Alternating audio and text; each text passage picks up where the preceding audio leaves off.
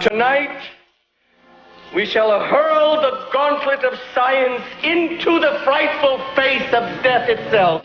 Give my creation life! Wow. It's dark in here, guys. Light. The Enlightenment. Scientific Revolution. Welcome to Hip Hughes History. I am your host, Mr. Hip Hughes.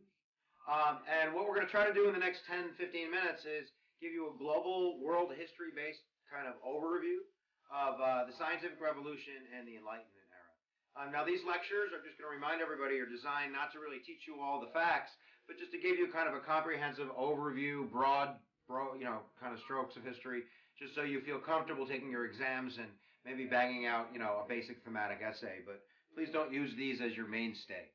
So what we're going to look at is basically how we go from the Dark Ages, Middle Ages, into more of a modern civilization with science and human beings using reason. So really, let's just throw some vocab at you. Maybe 4 scientists, 4 names that might pop up on the exam. And I would start with Sir Francis Bacon. Now, no relation to Kevin Bacon, so if you're playing 6 degrees of separation, you can't use Francis Sir Bacon. But nevertheless, Sir Francis Bacon is really the guy who invented or came up with the scientific method. So the scientific method, I know you know from all of your science classes, starts with kind of stating a problem, gathering facts, developing a hypothesis, and then testing that hypothesis and observing the results, and then doing it over and over again until you can come up with truth in the with the natural world. So this is really different from the way that things were done before the 1600s. This is right around 1600. In the Middle Ages, in the Dark Ages, in the 1300s, 1400s, really truth is set by the Catholic Church. The Catholic Church determines that, for instance, we are a geocentric universe. Geography of Earth, center of the universe. That Earth was the center of the universe and the sun revolved around Earth. And of course, this is kind of metamorphical too. The idea that we're the center of the universe, that we know everything, that everything revolves around us. Whereas when, we come up with the heliocentric principle, and we'll go into that in a second, now we're not the center of the universe. Now we have to figure out where are we in relationship to the universe around us. But nevertheless, Sir Francis Bacon's scientific method, he turns the flashlight on and really starts that Enlightenment scientific revolution. So let me go find maybe 3 scientists, and we'll throw them at you, and then we'll move on. I don't even have to go look for them. There's one right there. I think that Copernicus, if I'm saying his name correct, Galileo, and Newton are probably the 3 that I would associate with that idea of the scientific revolution. I'm pretty sure Hughes is a U.S. history teacher, so he's doing the best he can.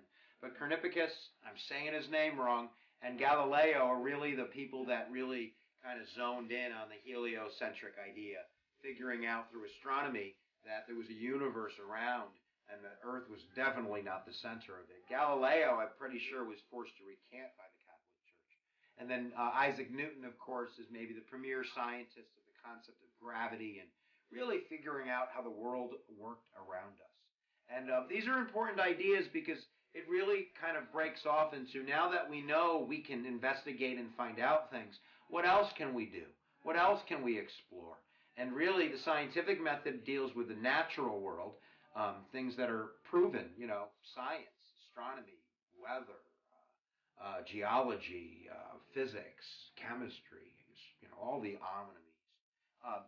But now we can go into the social onomies, psychology, sociology, and really that's going to be kicked off by, I'll give you some more names now, Descartes. And I'm a butcher of names. You could see Descartes, Descartes.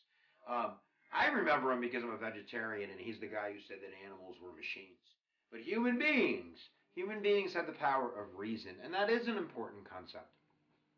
He's taking the idea of the scientific revolution that explores the natural world, and what he's basically saying is that we can do the same thing with human reason to figure out, the world around us in terms of government, or maybe, how we think or how we relate to each other, more personal things.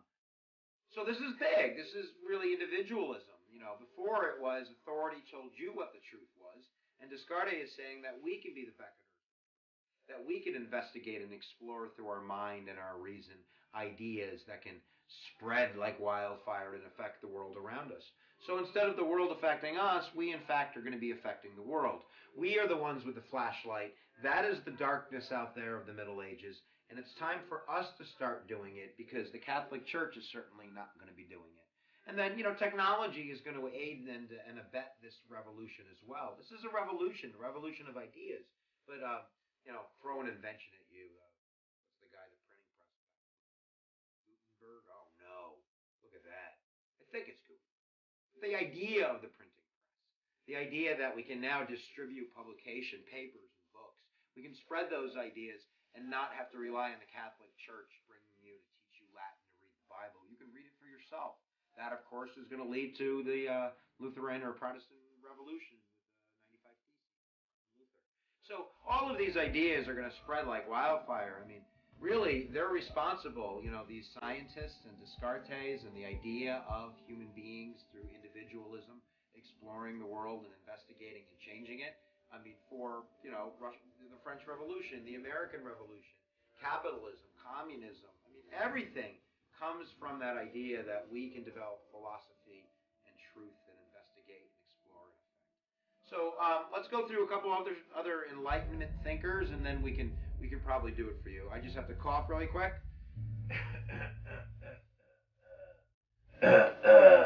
And I would move on now and go to kind of our government philosophers. So Descartes is really the guy who said that we could do that. We can investigate how we are in relationship to our government and how that system might work, rather than being told how it works. So we get different philosophers, different writers that are going to do just that, and they pop up on the exam, what do you know? One of them would be Thomas Hobbes. Thomas Hobbes wrote a book, and the book is called Leviathan. And I just remember in my mind, it's a big sea monster. And Leviathan is the idea that Hobbes believed that human beings were evil by nature, that they were greedy and selfish and warfare orientated, and that they really couldn't be trusted. So Hobbes believed that human beings, because they couldn't be trusted, would basically have a social contract with a government that would be able to keep us safe from each other. And this would lead him to support absolute monarchism, because the people give their power, their freedom in a sense, over to the king, so the king can have armies to protect them from invasion from each other. That's Thomas Hobbes. After Thomas Hobbes, we get his contender, the guy in the ring that doesn't like that idea, through John Locke. And John Locke writes that he agrees there's a social contract, that there needs to be permission, that the government exists, and that permission needs to come from the people. If you think of it like a chicken and the egg. John Locke would say, you know what came first? The chicken came first, and the chicken are the people. Because the people lay the government, and the egg would be the government. And you know that chickens do not lay eggs that are fertilized governments without having intercourse, bird intercourse with roosters. That would be consent of the governed. The idea that you have to, this is maybe inappropriate, but you have to, consent to do that in order to create the egg. That's the social contract. And then that egg becomes what protects your rights. And that's really the magic of John Locke, is natural rights. John Locke would argue that, when people say, oh, the government needs to give me my freedom, he would say, nonsense, you already had your freedom, the government took it away. You're born with that freedom. You're born with the ability to become who you want to be, to pray the way you want to pray, to think the way that you want to think, as long as you're not hampering on somebody else's natural rights. So, you could do what you want in this world. And the government exists not to protect you from other people, but in a sense to protect you from itself. That the government's number one job is protection of life, liberty, and the protection of private property. Part of this is a wealth thing too, that, the elite, those that are in power, John Locke's not a grubber. He's not homeless. He's got property. And he doesn't want the people to come and take his property. And the government needs to protect his right to own that property, as well as his freedom of speech and those things. So his book is Two Treatises on Government, and those are these ideas that are kind of the opposite in a sense, similarities to the social contract, but opposite in the sense of the role of government and how we see the nature of human beings, right? Thomas Hobbes, people are bad, need government to protect us, you get a king. John Locke, people are good, you're born with natural rights, you need a government to protect those natural rights. So I'm going to move on now. I'm going to give you maybe 3 other names that pop up on the exam just so you've heard them and you can kind of know that they're coming at you and maybe you'll recognize them. One of them would be Montesquieu. Yeah, I don't know first names very well, but you don't need to know it. Montesquieu is a philosopher, I think a French philosopher, that really is now going to write about the nature of that government we've created through social contract. So Montesquieu would be a fan of John Locke. You know who else is a fan of John Locke? Thomas Jefferson. Locke's ideas are all over the Declaration of Independence. The idea that the King of England was taking away natural rights, so therefore we had a right to overthrow the government in order to create a social contract that was honest and true and open. But nevertheless, Montesquieu is still worried. He's still worried about that big bad government, and he comes up with some theology or ideology that is going to keep us even more safe from that entity, because his idea is that one power is just too corrupting. That power, government power, is corrupting because eventually the government's going to try to save itself rather than save the people. So what Montesquieu says is, if we develop a separation of powers and then we give each of those powers different powers to check each other so they can balance that power out, then we'll have even more safety in our natural rights. So he comes up with checks and balances and separation of power, which most Western nations and even other nations around the world that aren't dictatorships or absolute monarchs have. Right? In England, they have a parliament, and then they elect the leader of England. How could I not know that? The prime minister. And they also have a judicial system. In America, we have the president, we have Congress, and we even split our Congress into the House of Representation and the Senate, and we have a judicial system. But that's the way it works, so nobody can screw you. So nobody can mess with your natural rights. And if they do, you have recourse. If Congress passes a law or Parliament passes a law that says, we're taking your rights away, you have that court system, that judicial review that reviews that law.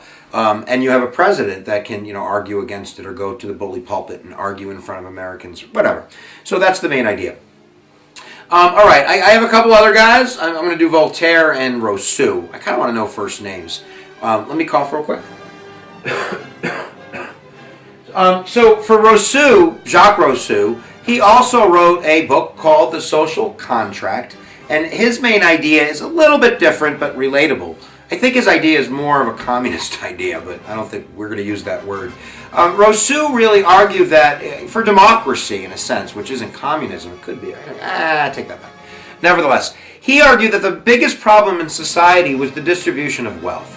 That people were born poor were always poor, and that people were born rich did everything to get richer and protect that richdom. I don't think richdom is a word, nevertheless.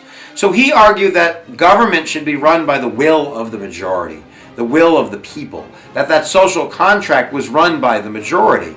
And his idea was probably that there was probably more of a majority of peasants than there were, rich nobles, and that then they could run the country in the betterment for everybody.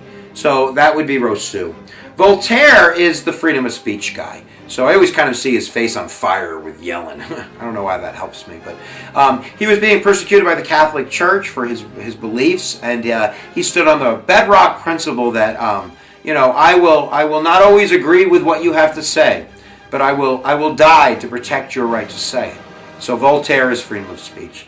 So we're going to stop all of this right now.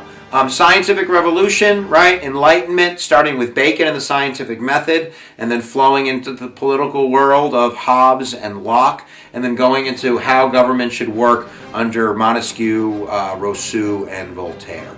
And that'll pretty much do it. But this is the theme of change, the theme of changing points in world history. So basically, if we're going to turn the wheel, we're turning it with a scientific revolution, and we're driving away from the Dark Ages and the Middle Ages into the Enlightenment, into the modern era. So where attention goes, energy flows. Make sure that you study with 100% of your energy, or take a break because it's probably not working. Could you imagine driving a car at 30%? That's not a good idea. You'll die. All right, guys, don't die. Have a good life.